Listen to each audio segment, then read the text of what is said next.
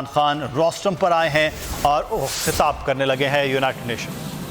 La Asamblea escuchará un discurso del Mr. President, Honorable Secretary General, Excellencies, ladies and gentlemen, I feel honored today to represent my country at this forum of world leaders, where we have a chance to discuss problems that the world is facing. I want to talk about a lot of problems, but just 4 today. And I especially came to this forum despite a difficult time in my country, facing challenges. I would not have come, but because I feel that there are some very urgent problems which the world must address. So first of all, I start with climate change. So many leaders have talked about climate change. But Mr. President, I feel that there is a lack of seriousness. Perhaps world leaders some of the leaders who can do a lot, do not realize the urgency of the situation. We have a lot of ideas, but as someone said, ideas without funding is mere hallucination. Pakistan, I'll give you start with my own country. Our country is amongst the top 10 nations in the world which are most affected by climate change. We depend upon our rivers. We are mainly an agricultural country. And 80% of the water in our rivers comes from our glaciers. The glaciers not just on the Pakistani side, even India. The 80% of the water in Ganges and the Indian rivers also comes from the glaciers, from the Himalayan glaciers, Karakoram, Hindu Kush. And these glaciers are melting at quite a rapid pace. We detected already 5,000 glacial lakes in our mountains. And if this keeps going, if nothing is done, we are scared that humans are facing a huge catastrophe. In my country, when my party came to power in the province of KP, we planted 1 billion trees in 5 years. Now we've set ourselves a target of 10 billion trees in Pakistan. Idea being to counter the effects of global warming. But one country cannot do anything. This has to be a combined effort of the world. My optimism comes from the fact that the Almighty has endowed humans with great powers. We can do anything, provided our survival instinct is stirred up. And this is really what I hope that the United Nations will take a lead in this. There must be more emphasis. Richer countries must be pushed. Countries that mainly are responsible for greenhouse gas emissions. They must be pushed because our country contributes minuscule amount to greenhouse gases. So I feel that the United Nations must take leadership in this. My second issue for me right now is even more critical. Mr. President, every year, billions of dollars leave the poorer countries and go towards rich countries. Billions of dollars siphoned off by the ruling elites of the developing world. And they find their way into Western bank accounts, offshore accounts, tax havens, expensive properties hidden behind companies bought in Western capitals. Mr. President, this is devastating the developing world. This is causing more poverty, debts. It's impoverishing the developing world. The difference between rich and poor countries is growing because of this.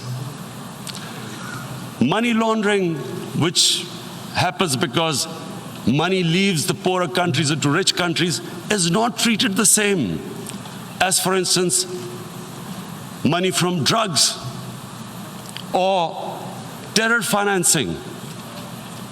The seriousness which terror financing and money from drugs, the way it is treated, it's not the same. The way the poor countries are being plundered by their elites. It's not happening. In my country, when I took charge of our government a year back, in the 10 years preceding that, our total debt went up 4 times. The debt we had accumulated in 60 years, just in 10 years, it went up 4 times. As a result, the total revenue we collected in 1 year, half of it went into debt servicing. How are we going to spend money on our human beings, 220 million people, when half the money is going into debt servicing? Because our country was plundered by the elites, the ruling elite.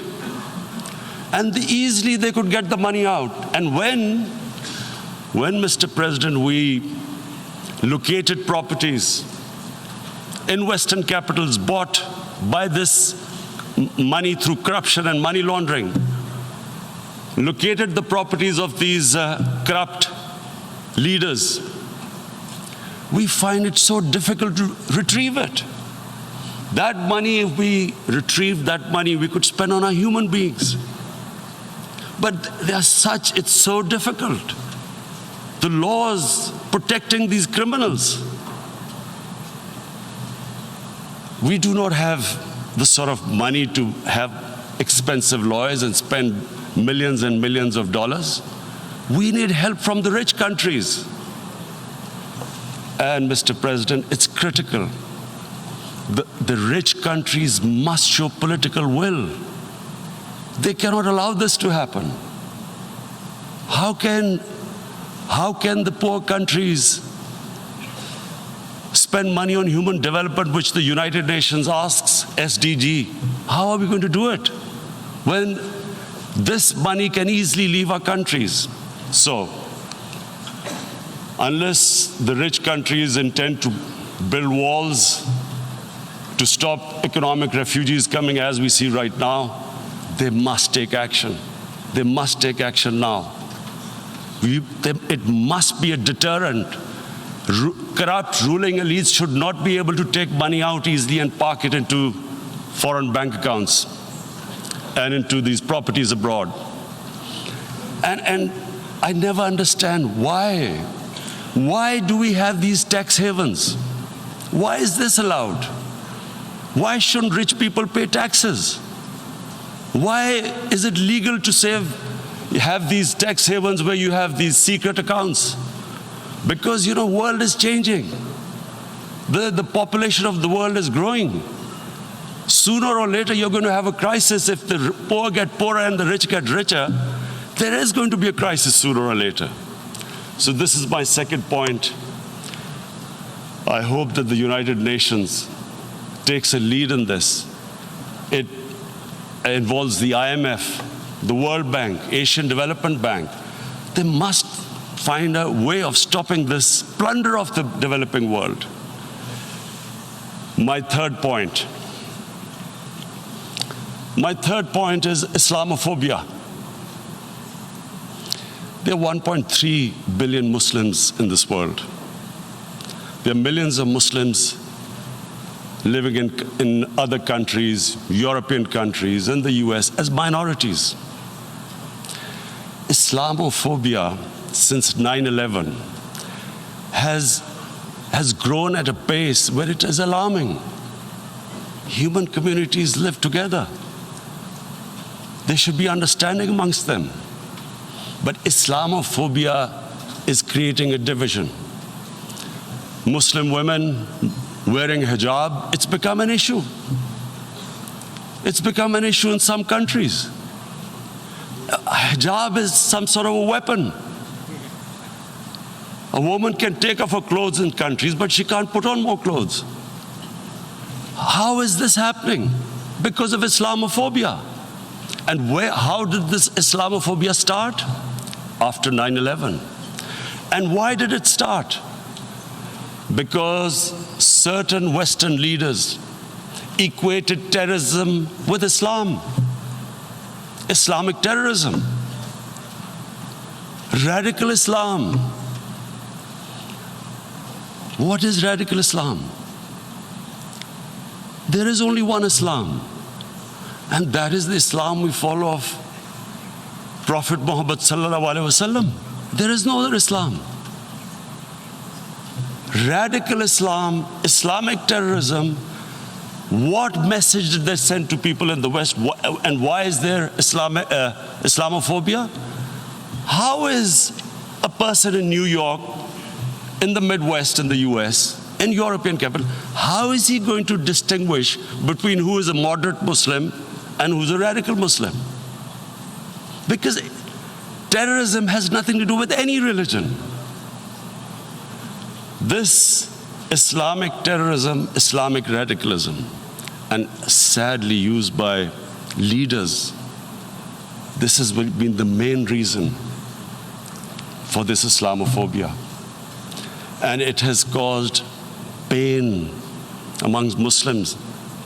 We in Muslim countries watch this Islamophobia traveling abroad, and it's getting worse. And may I just say, Mr. President, that in European countries, it is marginalizing Muslim communities. And we all know that marginalization leads to radicalization. Some of the people who ended up as militants in Syria and other places were from marginalized Muslim communities. And my point here is that we must address this issue. I'm sad to say that we Muslim leaders have not addressed this issue either. After 9/11, when this thing came about war against radical Islam, rather than Muslim leaders trying to explain to the West that there is no such thing as radical Islam, in all human communities, they are radicals, they're liberals and rest are moderate. All human communities, Christians, Jews, everyone has it. But Islam is not radical, neither Judaism, neither Christianity, neither Hinduism. No religion preaches radicalism. The basis of all religion is compassion and justice, which differentiates us from the animal kingdom. But unfortunately, the Muslim leadership was so scared of being called radical Islam that all of them became moderates. In Pakistan, we were in the eye of the storm, and our government coined a phrase called enlightened moderation. No one knows what it meant, but everyone started putting on Western suits that they were moderates, started speaking. Even those who didn't know English would speak English because they were moderates. No one had a clue what it was, because we in the Muslim world did not explain to the West that there is no such thing as radical Islam. One of the reasons why after 9/11 Islam was supposed to be equated with terrorism was suicide attacks. Because the 9/11 bombers did a suicide attack, all sorts of theories came up that the Muslims are involved in suicide attacks because they will get virgin in heavens. Some came up with, what about women suicide attackers? So this bizarre thing happened. No one explained. Suicide attacks and Islam were equated. No one did research that before 9/11, the majority of suicide attacks in the world were by Tamil tigers, who were Hindus. No one blamed Hinduism, and quite rightly. What has Hinduism got to do with what desperate people were doing in Sri Lanka? We all know we've seen films about Japanese kamikaze pilots at the end of the Second World War doing suicide attacks. No one blamed the religion. But here we were trying to prove we were moderates and not explaining to the West. But the most important thing I wanted to say here today, in explaining this Islamophobia, Mr. President, and I feel it's very important because I've spent, I played professional sport in England, I spent a lot of time there. So I know how the Western mind works and how West views religion. So where the misunderstanding about Islam came. And one of the reasons it caused Islamophobia. That was, in 1989, this book was published, maligning, insulting, ridiculing our Prophet Muhammad sallallahu alaihi wasallam. And there was a reaction in the Muslim world. The West couldn't understand what was the problem. Because in the West, because I have spent so much time in the West, religion is perceived completely differently. They don't look upon religion like we do. And so, Islam was supposed to be an intolerant religion. It was against freedom of expression. And Islam took a real beating 30 years ago. I still remember it became a watershed. And every 2 or 3 years, someone would malign our Prophet, peace be upon him. There would be a reaction by the Muslims. And again, it was Islam, an intolerant religion. Again, this time, I blame a certain section of the people in the West who deliberately provoked this, knowing the impact it would have. But the majority of the people in the West didn't understand. This is where, again, Muslim leadership let the Muslims down. We should have explained to them what our Prophet, peace be upon him, means to us. So in 1 minute, I'll try and explain what he means to us.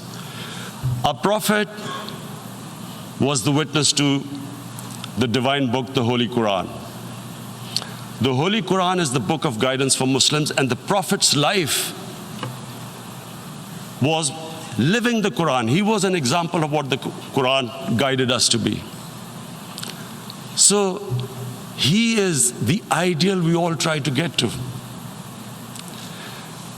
The Prophet created the state of Medina, the first state in Islam. That state was the basis of a Muslim civilization which became the predominant civilization for the next 700 years. And what was that state? I hear such strange things about Islam, that it is against women, it's against minorities. The first state of Islam in Medina, it was the first time a welfare state was set up. The state took responsibility of the weak, widows, orphans, poor people, handicapped. It taxed the rich, spent the money on the poor. The state announced that all human beings are children of Adam, hence equal, whatever the color of their skin. The state announced, the Prophet announced that, and slavery, the whole system depended on slavery as it did for many years in the Western societies. The Prophet said that one of the greatest deeds is to free a slave. But because the society depended on slavery, he said, but if you have to treat them as an equal member of the family. And as a result, something happened in a Muslim world which hasn't happened in any other civilization. Slave dynasties appeared. Slaves became kings. The Mamluks, slaves who ruled Egypt. In India, there were slave dynasties. And then, with minorities, again, you hear that Islam is supposed to be against minorities. Let me just make this clear.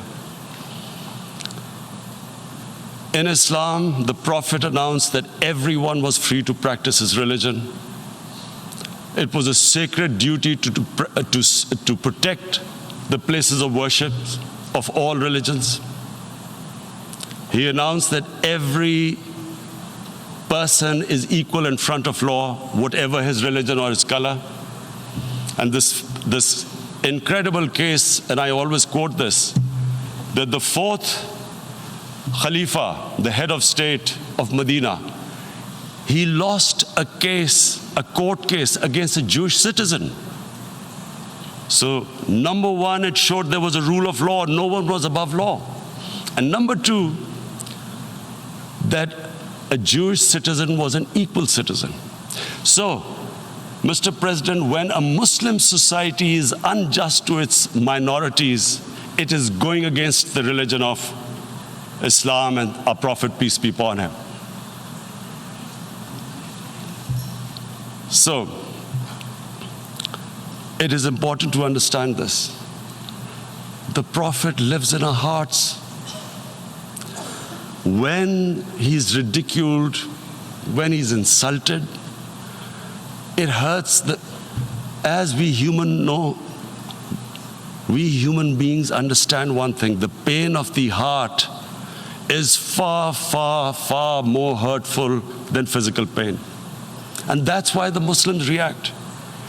And I always thought that if I ever had the stage, I would try and explain this to the world community, especially to the Western community, because having lived in the Western community, people didn't understand this. When I first went as a teenager to England, there was a comedy film on Jesus Christ. It's unthinkable in Muslim societies.